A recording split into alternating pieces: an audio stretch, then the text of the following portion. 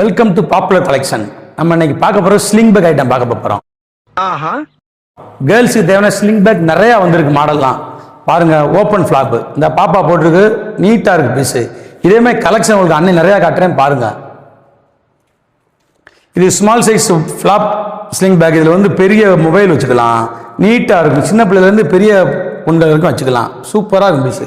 இதில் colours 3-4 colour வரும். இது ஒரு மாடல். இதுக்கு அடுத்த சைஸ் இந்த ஒன்று, இதுவும் ஃபிளாப் டைப் தான். நீட்டாக வரும். சிங்கிள் ஜிப்பு சைடு ஜிப்பு வந்துடும். இதுவும் பெரிய மொபைல் வச்சுக்கலாம், தேவையான திங்ஸ்லாம் வச்சுக்கலாம்.